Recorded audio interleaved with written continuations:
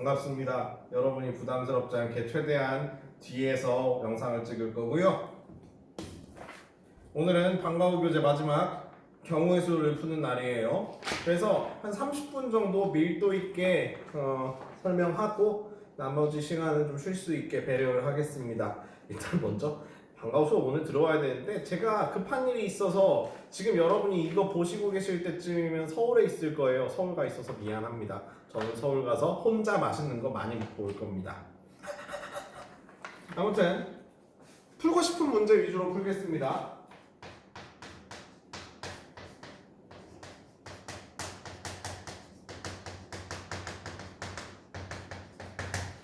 이거 오늘 주제보다 좀 위에 쓸 수가 없어가지고 그냥 여기서부터 쓸게요. 케이스 나눠서 세시면 되는데요. 근데 이 문제 같은 경우에도 여러 가지로 해석을 할 수 있는 방법이 있어요. 특히 제가 선호하는 방법은 이겁니다.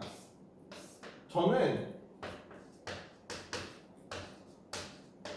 이렇게 좀 이 사각형들의 번호를 주려고 해요. 이름 줘가지고 1, 2, 3, 4, ABC라고 했었는데요. 가령 2B 같은 경우에는 여기 있을 거고 4B 같은 경우에는 여기 있을 겁니다. 30? 이런 것들 되겠죠? 그러면은 얘네들이 구체적으로 어떻게 칠해져 있어야 되냐면은 이렇게 칠해져 있으면은 위에서 보든 옆에서 보든 다 까맣게 막혀 있는 것처럼 보일 거예요. 그러면 재해석했을 때 이런 걸 알아낼 수 있을 겁니다. 지금 우리가 보고 있는 대응은 1이 A에 대응됐고 그러면은 2랑 4가 B에 대응됐고 3이 C에 대응되는 결과를 보고 있잖아요. 이게 뭐 하는 것이냐? 네. 이게 만약에 함수 F라면은 이게 함수 F는 뭐 하는 함수냐? 공역과 치역이 같은 함수가 아니냐라는 식으로 생각을 할 수가 있게 돼요. 그래서 여기에서부터 이 1, 2, 3, 4에서 ABC로 대응시키는 걸 좀 간단하게 만들어줄 수가 있을 텐데 중간에 한 가지의 과정을 더 넣겠습니다. 분명히 ABC를 1, 2, 3, 4를 ABC로 대응시키는 건 맞는데 여기 있는 4개의 대상을 어떻게 나눌 거냐면 이렇게 3개의 덩어리로 나눌 것이고요. 이 3개의 덩어리들을 이쪽으로 대응을 시킬 거예요. 그러면은 1대1 대응이 되는 경우니까 우리가 공부했던 것처럼 이 경우의 수는 3팩토리얼이 되는 건 당연하고요. 그렇다면은 이 4개를 3개로 나누는 방법의 수가 무엇이냐만 고민하시면 되잖아요.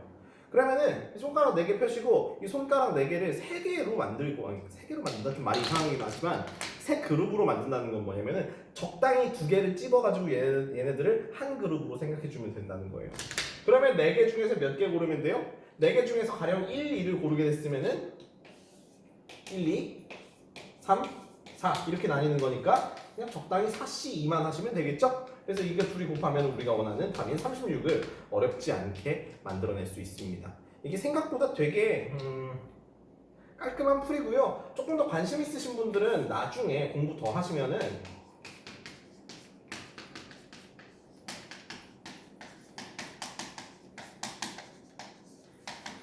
제2종 스털링 넘버라는 거 찾아보시면 될 것 같아요. 그래서 4번 문제는 이렇게 풀겠습니다.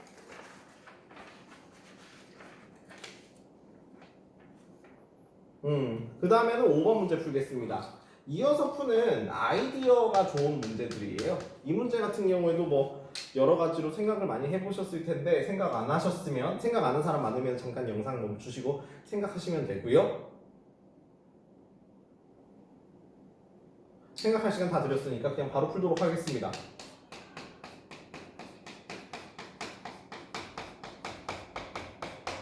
이게 총 9예요. 이 중에서 제가 이 더하기 기호를 노란색으로 색칠하는 방법의 수는 뭐냐면은 하나, 둘, 셋, 넷, 다섯, 여섯, 일곱, 여덟 8개 중에서 2개를 골라서 색칠을 하면 되잖아요. 그럼 색칠하고 나면 어떤 일이 생기냐? 저는 이 흰색들은 그냥 한 개의 숫자로 보고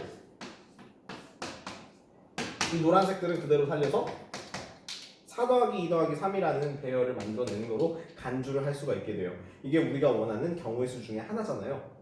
벌써 답 나왔습니다. 5번 문제의 답은 82예요. 되게 간단한 문제잖아요. 우리 교과서에서도 이거랑 비슷한 문제를 봤던 적이 있어요. 그 5명이 있는데 7명이었던가? 그 7명 있는데 A와 B가 인접하게 앉지 않는 의자에 앉지 않는 경우에서 그런 것들 물어보면서 테크니컬하게 푸는 방법이 있었잖아요. 좀 기억해 주시면 좋을 것 같습니다. 네. 그래서 아이디어에 관한 얘기를 2개를 했고요. 4번이랑 연계할 수 있는 문제 8번을 풀어보도록 하겠습니다.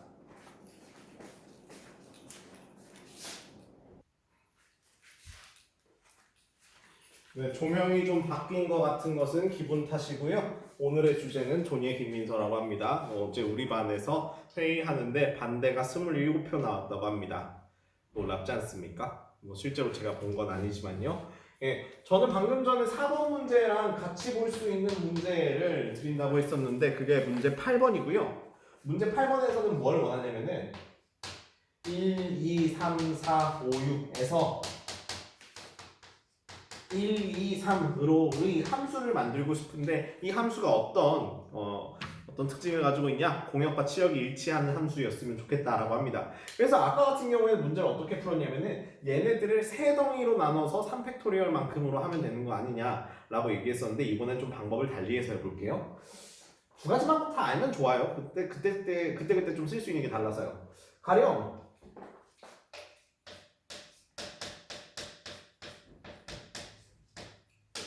우리가 이런 경우를 생각할 수 있어요. 치역의 원소의 개수가 1개거나 2개거나 3개인 경우를 생각을 할 수 있습니다.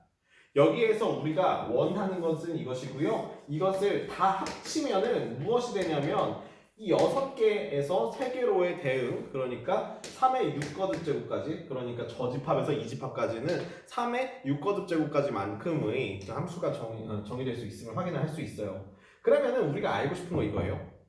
아는 것은 합이 3의 6거듭 제곱이라는 거예요. 그러면은 얘네들을 적당하게 계산해내면은 우리가 모르는 것들을 간접적으로 이끌어낼 수 있다는 겁니다. 근데 이거는 이미 알아요. 상수함수의 경우의 수는 3가지예요. 그러면 나머지 요것만 알아내시면 되는 거잖아요. 요거는 생각보다 구하기 쉽습니다. 1, 2, 3, 4, 5, 6에서 제가 그냥 오른쪽에 있는 집합에서 1, 2만 뽑아왔다고 가정할게요. 그러면 이 1, 2 두 개만을 뽑는 경우의 수는 일단 3C2가지가 되고요. 그리고 저는 지금 치역이 몇 개였으면 좋겠다고 얘기했었냐면은 치역이 딱 2개였으면 좋겠다고 얘기합니다. 그래서 이 6개에서 2개 전체의 함수의 개수를 세보면은 분명히 2의 6거듭 제곱개만큼이 될 거예요. 거기에서 이쪽으로 모두 몰리는 경우인 1가지, 2로 모두 몰리는 경우인 2가지만큼을 빼주면은 우리가 원하는 답이 나온다는 것이죠. 그래서 결론은 무엇이냐? 3 더하기, 그러니까 치역의 개수가 1개인 거 더하기 치역의 개수가 2개인 거는 이거였고요. 깜짝이야. 그래서 이거에다가 잘 모르는 것만큼 더하면은 무엇이 된다? 전체인 3의 6거듭까지 만큼이, 말이 좀 이상한데 3의 6거듭 제곱만큼이 된다라는 걸 확인하실 수 있습니다. 깔끔한 문제예요. 풀이 방식도 여러 가지로 가져갈 수 있었고요. 칠판 정리하고 다시 문제풀이 이어갈게요.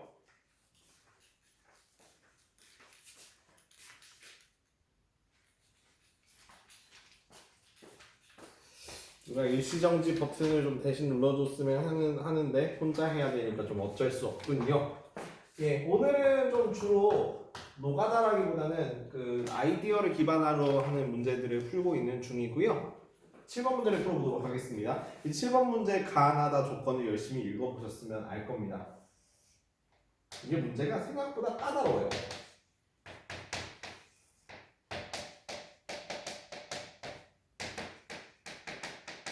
1, 2, 3, 4, 5, 6, 7인데 이미 1은 7에 대응이 돼 있어가지고 2, 3, 4, 5, 6, 7을 1, 2, 3, 4, 5, 6에 대응을 시켜야 된대요. 그런데 함수 값이 K를 대입했을 때 자기 자신보다 작거나 같다고 얘기를 해야 됩니다. 그래서 여러분이 택할 수 있는 경우는 딱 2가지일 거예요. 전략은 2가지고 전략 F2부터 결정한다. 그리고 F7부터 결정한다. 두 가지를 생각할 수 있을 텐데요. 이거 해보세요. 무조건 망해요. 근데 왜 망하는지 알고 계셔야 이 좋은 풀이 방식을 알아듣는데 조금 더 도움이 될 것 같아요. 사실 F7을 먼저 생각했을 때 망한다는 거는 직접 해보시면 알 거예요. F7을 고르고 나면은 F6을 고를 때 되게 방해가 되는 것들이 많아요. 그래서 왜 방해를 받는지, 왜 망하는지에 대해서는 여러분이 시간을 내서 좀 해보시고요. F2부터 결정한다? 이게 얼마나 개꿀인지 보시면 되겠습니다. 제가 이렇게 가로선을 그었고요. 그래서 2가 대응될 수 있는 원소가 두 가지밖에 없다는 거 알아요? 저는 그래서 그냥 편의상 이거 하나 그어버리겠습니다. 그래서 F2를 결정하는 방법의 수는 2입니다. 그럼 이제 그 다음 가로선이에요. F3은 3을 넘어갈 수 없을 테니까 이렇게 가로선을 긋는 게 맞을 거고요. 3이 고를 수 있는 원소는 1과 3 두 가지예요. 그래서 여기까지 2 곱하기 2고요. 그 다음에 여기서도 당연히 점선을 그으셔가지고 4가 대응될 수 있는 원소를 찾아봅니다. 3 또는 4네요. 그러면은 당연히 마찬가지로 두 가지. 그러면은 두 가지 하다가 대충 이렇게 대응이 되고 있다가 마지막에 7은 대응되는 게 한 가지로 귀결이 되게 됩니다. 그래서 2, 3, 4, 5, 6은 각각 두 가지의 경우의 수들을 가지고 있고요. F7을 고르는 경우의 수는 이미 고정되었으니까 한 가지라고 생각하시면 되겠죠? 그래서 굉장히 문제 풀기가 좀 생각보다 좀 재밌는 문제가 아니었나 라고 보고 있습니다. 아이고 숨차. 9번 문제. 요거는 좀 간단하게 아니야 간단하게 말고 그냥 정확하게 풀어야겠습니다.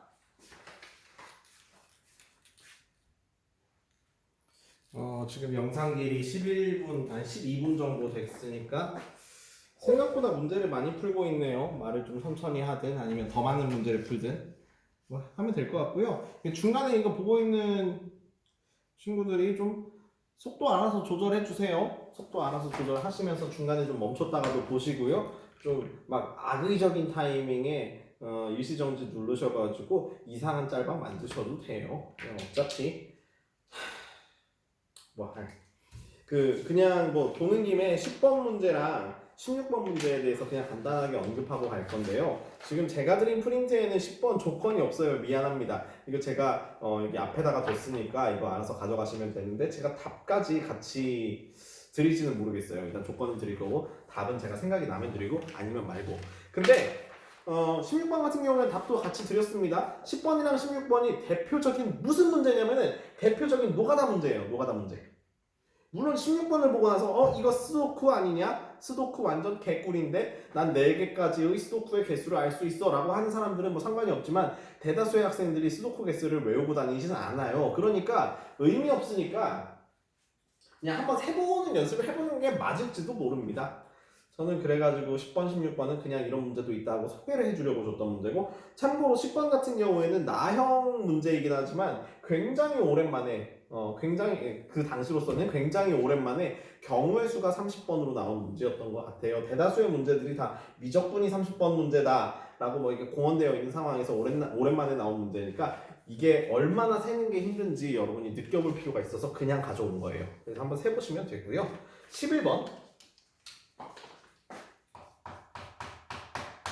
문제 행간의 의미를 쭉 다 읽어보면은 가는 A1부터 A5까지 쭉 증가하는 거고 나는 A5부터 A9까지 쭉 감소하는 문제인 거잖아요.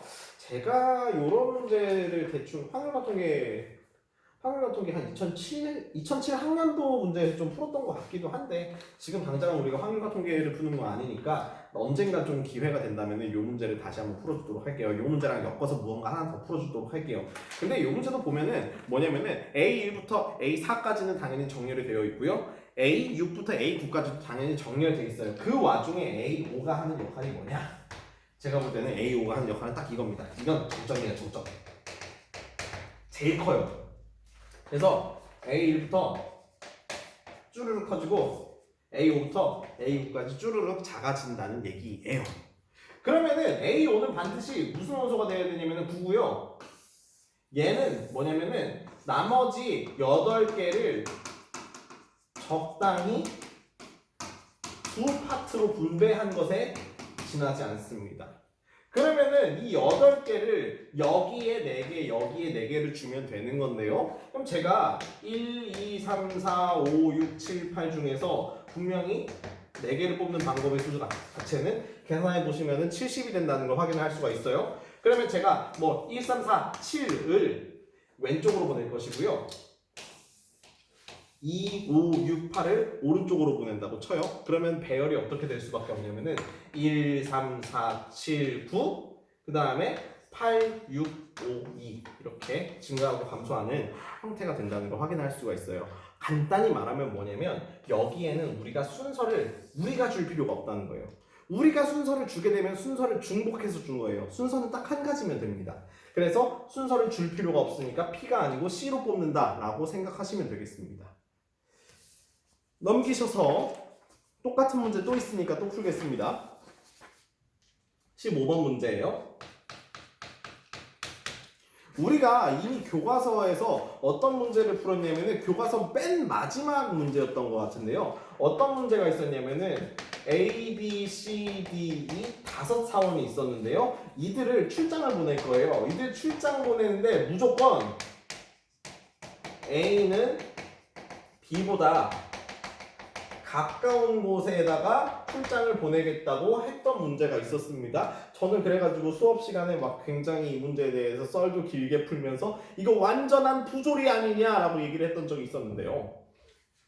그래서 결론은 뭐냐면은 여기에서 만약에 출장 배치표가 이렇게 되어 있었다고 쳐요. 아 이거 B가 나오면 안 돼. 이렇게 되어 있었다고 쳐요. 그래서 몰라요 C, D, E라고 써있지만 몰라요 C, 몰라요 D, E라고 써있지만 읽는 사람은 모두 다 어차피 A가 가까운 데 갈 거고 B가 가까운 데 갈 거라는 걸 안다는 겁니다. 그렇다면은 A와 B의 순서를 줄 필요가 있어요? 순서 줄 필요 없다는 걸 잘 알고 있습니다. 그럼 실제로는 5명에 대한 순서를 주는 방식은 5팩토리얼이고요. A와 B가 A, B, A, B 사실 이렇게 A와 B에다가 순서를 주는 게 의미가 없다는 걸 알고 있어서 이만큼으로 나누면 우리가 원하는 답이 나왔던 걸 생각을 하실 수가 있죠. 이게 교과서에 나와 있었다고요. 그래서 이 아이디어가 사실 뭐랑 똑같은 거냐면요. NCR에다가 R 팩토리얼만큼 곱한 것이 NPR이고요. 이건 순서를 주는 거잖아요. NPR에서 R 팩토리얼만큼 나누는 것이 순서를 뺏어가는 방법이다 라고 했던 테크닉과 완전히 같은 거예요. 잠깐만 이거 어디까지 보이지?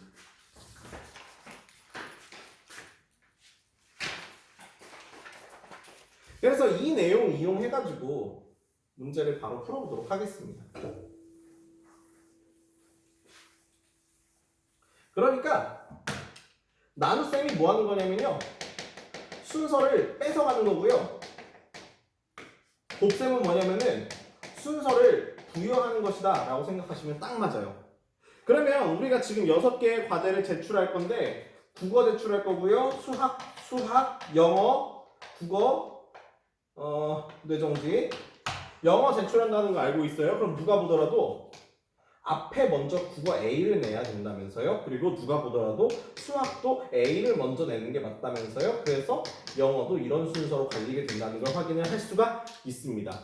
그래서 이걸 같은 것이 있는 순열이라고, 그러니까 이게 교육과정 밖에 있다고 한다면은 사실은 조금 할 말이 없긴 해요. 그런데 제가 얘기하고 있는 부분은 뭐냐면은 NCR과 NPR의 관계, 순서를 박탈하는 방식에는 나눗셈이 있다 라고 얘기했던 것만 알고 나면요, 일단 이거는 6개를 배열하고 난 다음에 국어에 대한 순서를 박탈합니다. 박탈하는 방식이 국어 A, 국어 B, 얘네들은 순서를 우리가 줄 필요가 없어요. 문제에서 자동으로 만들어줄 거니까. 그래서 나누기 2를 한다는 거고, 수학에 대해서도 순서를 박탈해야 됩니다. 그래서 나누기 2만큼 할 것이고요. 영어에 대한 순서 박탈도 2만큼 될 것이다. 물론 이걸 2팩토리얼이라고 해석하더라도 상관없으니까요. 그래서 이렇게 푼다라는 걸 좀 얘기를 해주고 싶어서 그냥 15번 문제까지 좀 데리고 왔어요. 그래서 자세히 보시면은 11번 문제랑 15번 문제는 뭐 하는 거냐면은 궁극적으로 뭐 하는 거냐면은 내가 순서를 주지 않아도 되는 상황. 여기는 이미 증가하고 감소하는 순서가 있어요. 그리고 여기에서는 A가 B보다 먼저 나온다는 순서를 공언했습니다. 이런 상황 속에서 우리가 어떤 테크닉을 가져가야 되는지에 대해서 보여주는 문제들이었으니까 복습해 두시면은 분명히 네, 분명히 이거 도움 좀 될 것 같아요. 그래서 두어 문제만 더 풀겠습니다.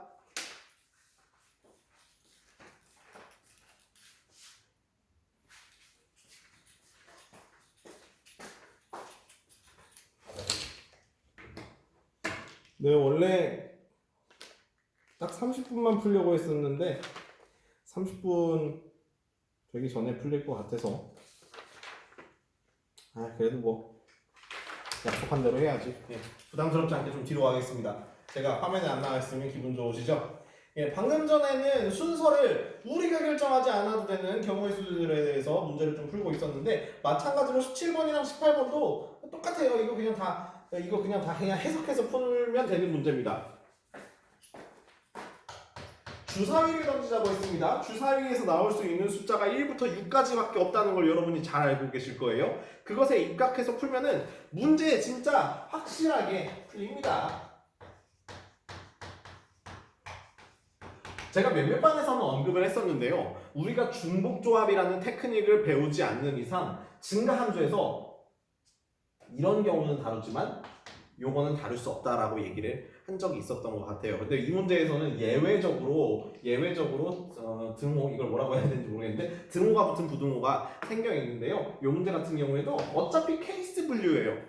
케이스 분류의 원칙은 무엇이냐면은 서로 소이면서 합치면 전체가 되게 하면 됩니다. 그래서 첫 번째 케이스는 무엇이냐? A1, A2는 A3, A4 순서대로 정렬이 된다는 것이고요. 두 번째 케이스는 이렇게 정렬이 되면은 되겠습니다. 그러면은 뭐냐면요. 지금 첫 번째 시기, 두 번째 시기, 세 번째 시기는 이미 갔다고 했었고 네 번째 시기에서 1, 2, 3, 4, 5, 6으로의 증가함수를 만들어내면 되는 거예요. 그럼 제가 만약에 1, 2, 5라고 골랐다. 그러면 F1, F2, 3, F4가 이렇게 된다는 걸 확인할 수 있는 거잖아요. 뚝딱 나옵니다. 답이 당연히 6시 3일 거예요. 같은 방식으로 1, 2, 3, 4에서 1, 2, 3, 4, 5, 6으로 가는 증가함수를 만들어낸다면은 적당히 4개만 골랐더니 함수 값들이 자동으로 정렬되는 걸 볼 수가 있죠. 그래서 이 경우에는 그냥 6C4라고 계산을 해주시면 된다는 거예요. 그래서 다른 얘기 할 거 없이 남들이 결정해준 경우의 수 같은 경우에는 쉽다. 그렇게 문제 풀어가시면 될 것 같고요. 28번 문제 같은 경우에도 방금 전에 봤던 거랑 사실 똑같습니다.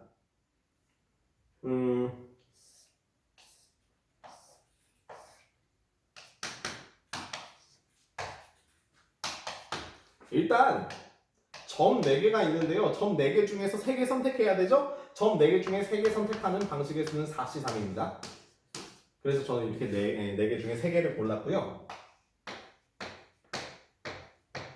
여기에서 이쪽으로 선을 긋는데 그 선들이 서로 교차가 되지 말아야 돼요. 그러면 교차가 되지 않았다는 건 뭐냐면요. 함수값들 입장으로 봤을 때는 계속 이 함수값들이 증가를 하든지 감소하든지 사실 뭐 이것도 그냥 뭐 1, 2, 3이라고 보면 편하겠죠? 이 함수가 증가함수면 되는 거잖아요. 그러면 증가함수의 개수 세보시면 되는데요. 증가함수 개수 6개 중에서 3개만 택하면 되는 거니까 그냥 6, 7, 3이라고 뚝딱 구하실 수가 있다는 겁니다. 그래서 다 됐어요. 이게 몇 번 문제였냐면은 18번 문제입니다. 그래서 경우의 수를 풀면서 여러분이 가져가야 되는 테크닉들이 무엇인지 오늘 수업을 통해서 어느 정도 좀 생각을 하셨으면 좋겠습니다. 이미 본 수업 열심히 듣고 계시니까 잘 알고 계시겠지만요. 그래서 오늘은 아이디어 가지고 푸는 문제들을 다 풀어봤고요. 다음 시간인 화요일에는 좀 세야 되는 문제들에 대해서 풀어보도록 하겠습니다. 화요일이면 일단 다 풀 것 같네요. 아무튼 들어주셔서 감사합니다. 안녕. 자습하세요.